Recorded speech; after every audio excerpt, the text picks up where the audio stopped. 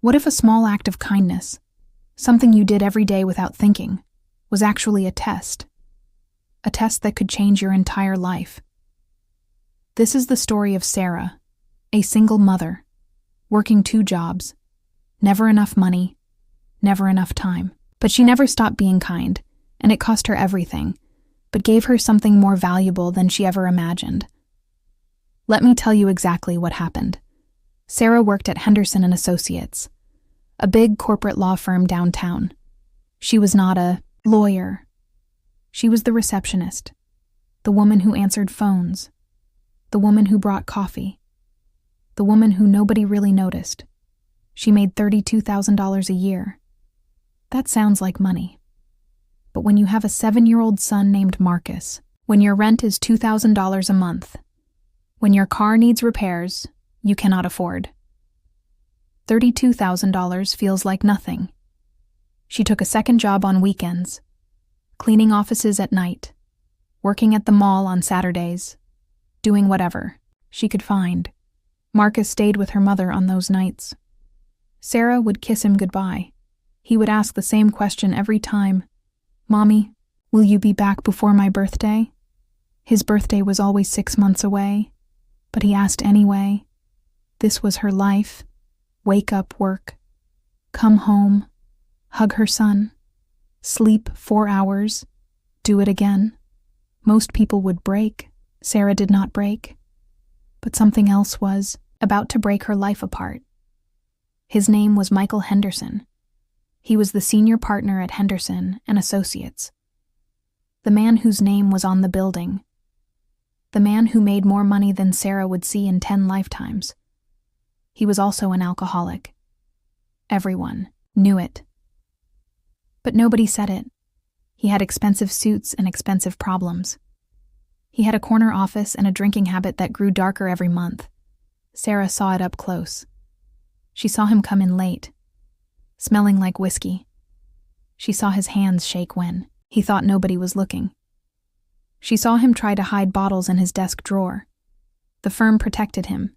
His clients protected him. His family protected him. But Michael Henderson was falling down a very deep hole, and nobody was there to catch him. It happened on a Thursday night. Sarah was working late. She did not want to work late. She had planned to go home to help Marcus with his homework, to read him one more story before bed, but her boss asked her to stay, to organize some files, to finish some work that could not wait. She stayed at 9:45 in the evening. Sarah heard something. It was Michael Henderson. He was in his office, and he was not alone. She heard raised voices, angry words, a man shouting, another man fighting back. Her heart was racing. She did not know what to do. Should she call security? Should she hide? Should she pretend she did not hear anything? The voices got louder. Then she heard a crash, glass breaking. A man crying out in pain. Sarah stood up. Every part of her wanted to leave, to get out of that building, to not be involved, but something inside her, that thing that never let her break, made her walk toward his office. She should not have done that, but she did. When she opened the door, the scene was chaos. Michael Henderson was on the floor. Blood was running down his face. His expensive suit was torn. His glasses were broken. Standing over him was a man she did not recognize. A big man. An angry man. The angry man was pointing at Michael, shouting at him, telling him things that Sarah did not want to hear. This man was dangerous, and Michael was defenseless. What would you do in that moment? Would you call for help? Would you run? Would you close your eyes and pretend you saw nothing? Sarah did something else. She did what she always did. She was kind. She walked into the office slowly. Her hands were shaking, but her voice was calm. "Excuse me." She said to the angry man. He turned around. He looked at Sarah like she was crazy. "My boss is hurt," Sarah said. "If you do anything more to him, the police will be here in 3 minutes. I already called them." She was lying. She had not called the police, but the angry man did not know that. He looked at Sarah. He looked at Michael on the ground. He looked at the door. Then he ran. He just ran away, like that. Sarah locked the door behind him. Then she ran to Michael. "Sir, can you hear me?" she asked. Michael was bleeding. His arm looked bad. His face was a mess, but he was alive. "What happened?" Sarah asked. "A client," Michael whispered. "He thought I stole from him. He was right. I did steal from him. To buy drinks, I bought so many drinks." He was crying now. "I deserve this," he said. "I deserve all of it." But Sarah did not hear that she was already calling 911. She was already getting clean cloths. She was already doing what she could to help him. The ambulance came. The police came. Michael was taken to the hospital and Sarah went home to her son. She did not tell anyone what she did. She did not expect anything in return. This was just who Sarah was. This was how she lived her life. Small acts of kindness that nobody noticed. Helping people who could not help themselves. Doing the right thing, even when the right thing was hard and scared and dangerous. She thought it was over. She thought nothing would change. How wrong she was. The next morning, Sarah came to work like normal. She sat at her desk. She answered the phones. She brought coffee to the lawyers. Then she got a message. Michael Henderson wanted to see her. Her stomach fell. What if he blamed her? What if he thought she made it worse? What if there was some reason he was angry with her? She walked to his office with fear in her heart. When she opened the door, she saw him. Michael Henderson was sitting at his desk. Both his arms were bandaged. His face had stitches. He looked terrible. He looked like a man who had been broken. "Sit down, Sarah," he said. She sat. "I want to tell you what happened last night," he said. "Before I tell you, I need to tell you something else first." He took a breath. "I am an alcoholic," he said. "I have been an alcoholic for 7 years. Everyone at this firm knows it. Everyone pretends it is not happening, but it is happening. And I am dying." Sarah did not know what to say. "That man," Michael continued, "that man who beat me up. That was a client named Robert Chen. I took $50,000 from his account. I bought it with vodka and whiskey and beer. I spent it all.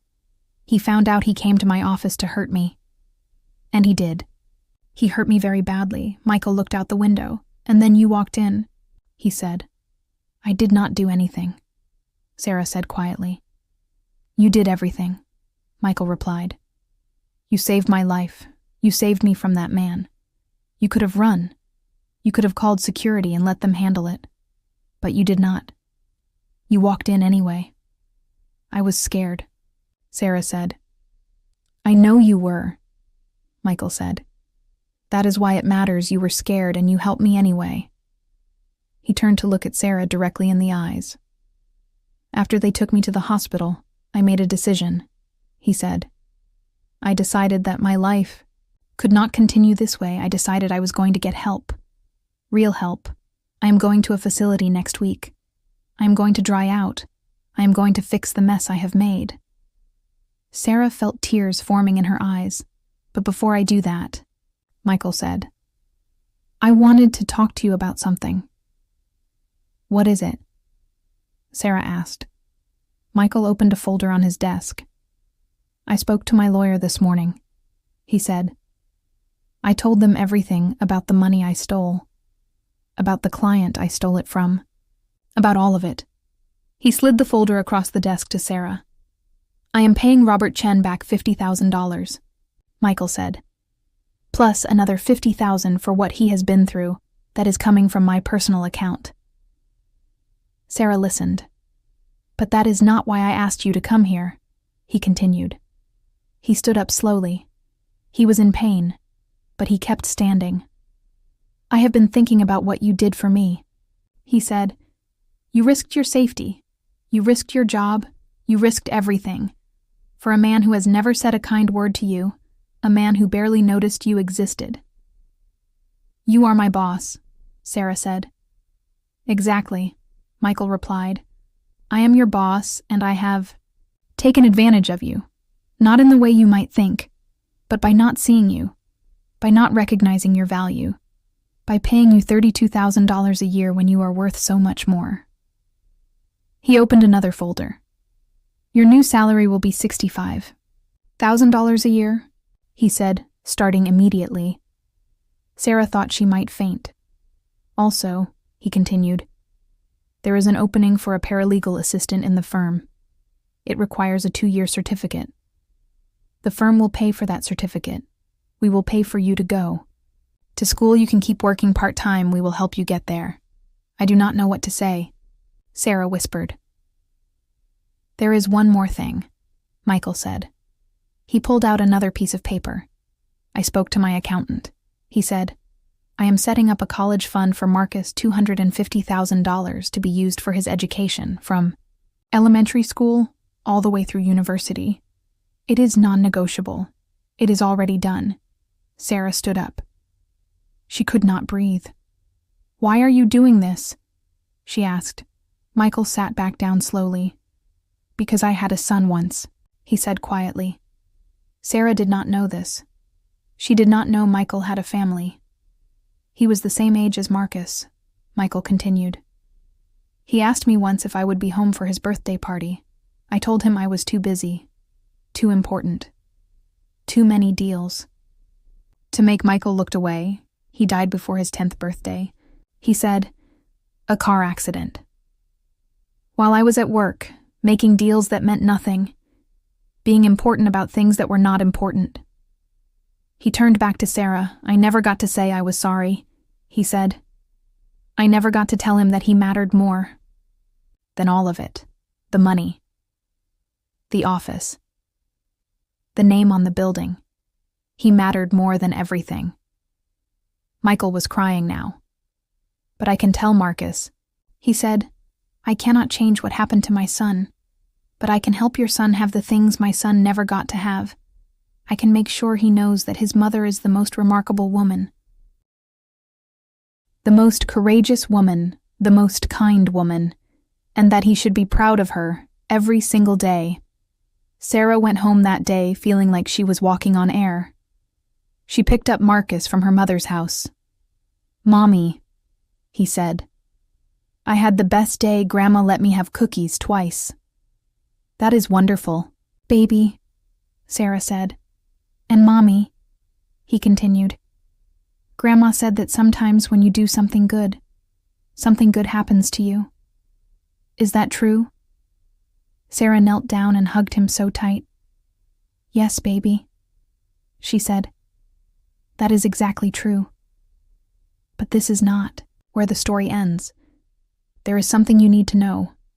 Because the real ending is even more beautiful.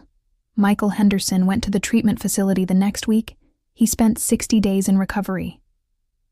60 days of learning how to be a man. Again. How to face the things he had done. How to rebuild his life from nothing. It was the hardest thing he had ever done. But he did it. When he came out, things were different. He returned to the firm, a changed man. He was still the senior partner, but he was not the same person. He was clearer. He was better.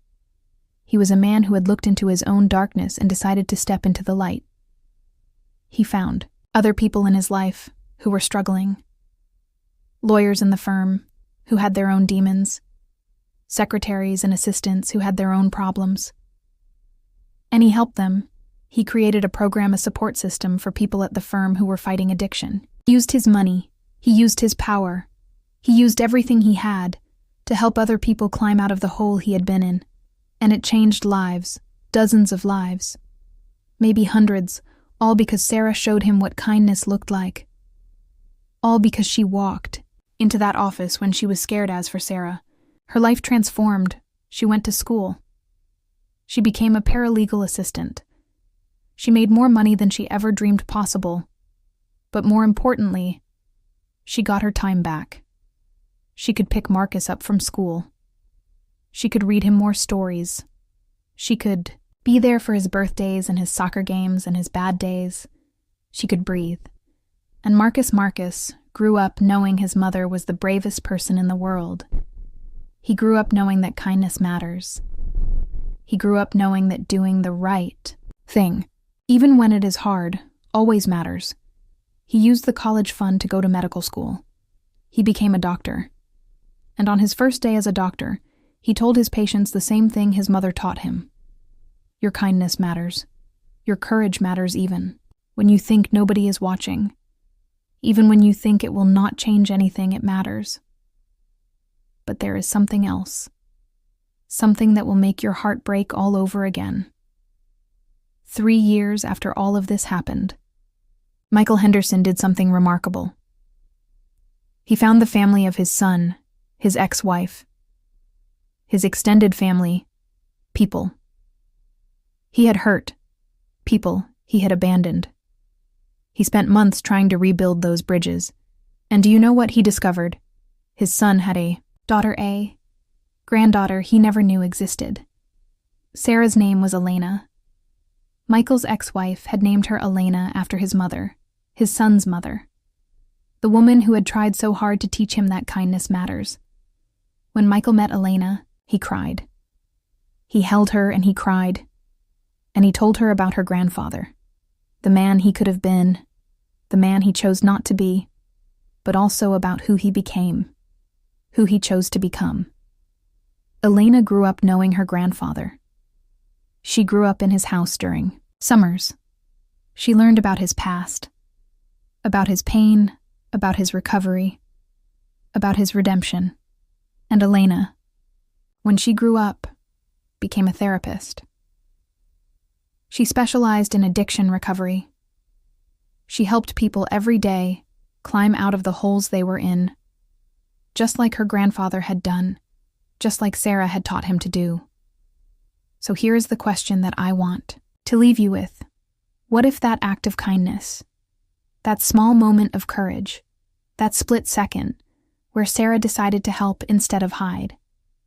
What if that moment had ripples that changed not just one life, but 5 lives, 10 lives, 100 lives?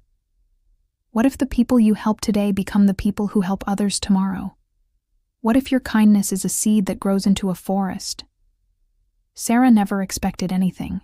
She did not save Michael Henderson because she wanted a reward. She did not show up that night because she was hoping her life would change. She did not do it to become a paralegal. She did not do it to get more money. She did not do it so her son could go to medical school. She did it because it was the right thing to do, and sometimes, when you do the right thing comes back to you. Not always in the way you expect, not always in the way you plan. But it comes back today. Sarah is the managing partner of a new firm, Henderson. And associates created a second office and put Sarah in charge of it. She makes $200,000 a year, but that is not her greatest achievement. Her greatest achievement is the people she helps every single day. She sees someone who reminds her of herself, someone who is struggling, someone who is working 2 jobs and barely sleeping, someone who has a dream but is too tired to chase it, and Sarah helps them. She gives them the same chance that Michael gave. She sees them. She values them. She believes in them. And she changes their lives. Michael Henderson is 72 years old now. He has been sober for 20 years. He is still the senior partner at Henderson and Associates, but he is known for something different. Now, he is not known for his expensive suits, or his expensive taste, or his powerful clients. He is known for his kindness. He is known for the way he fights for his employees. He is known for the treatment programs he created. He is known for the second chances he gives. He is known for the lives he has changed. When young lawyers join the firm, they are told about Michael. They are told about his past, about his darkness, about his rock bottom, and they are told about his choice to become better, his choice to help others, his choice to turn his worst moment into his greatest gift to the world. And Marcus is 35 years old now. He is a successful doctor. He runs a free clinic in a poor neighborhood, the same neighborhood where his mother worked, the same neighborhood where she cleaned offices at night and brought her son to her mother's house. He sees patients who look like he used to look, children who have mothers like his mother, families struggling to survive. And he helps them. He charges them nothing. He works evenings and weekends. He pours his entire life into helping others, and when people ask him why, he tells them about his mother. He tells them that his mother saved a man who could not save himself. She did it without expecting anything in return. She did it out of pure kindness. And because she did that, everything changed. Elena, Michael's granddaughter, is now running a treatment facility. Not for profit. For healing, she works with the poorest people in the city. The people nobody else will help. The people who have been given up on. And she shows them what Michael showed Sarah. What Sarah showed Marcus. What Marcus shows his patients every single day. That you matter. That your life matters. That there is always a way back from the darkness. That kindness is not weakness. That kindness is the strongest force in the world. So what is the real message of this story? It is not about money changing hands. It is not about a poor woman getting rich. It is not even about a man overcoming his demons. The real message is this: you never know what your kindness will do. You never know what moment of courage will change everything. You never know how many lives you will touch by doing the right thing when it would be so easy to do the wrong thing. Sarah never expected that walking into Michael's office that night would change her entire life. But it did. Michael never expected that his worst day would become the beginning of his best life.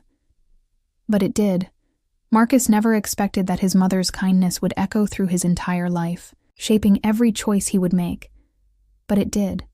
And Elena never expected that her grandfather's recovery would inspire her to help thousands of people recover from their own darkness. But it did. This is the power of kindness. This is the power of one moment. This is the power of choosing to help instead of choosing to hide. This is the power of seeing someone who is broken and deciding that you can help put the pieces back together. So here is what I want you to remember.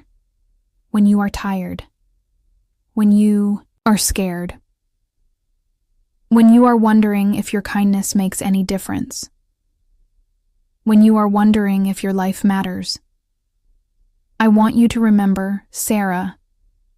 I want you to remember the moment she walked into that office.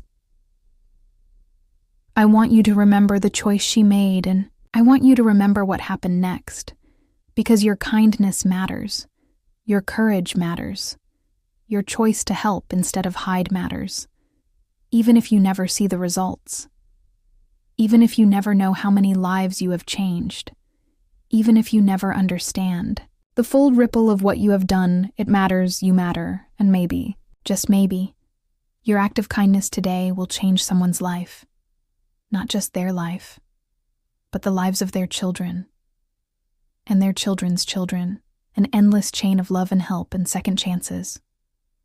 All starting with one moment. All starting with kindness. That is what Sarah taught us, and that is a lesson worth remembering forever.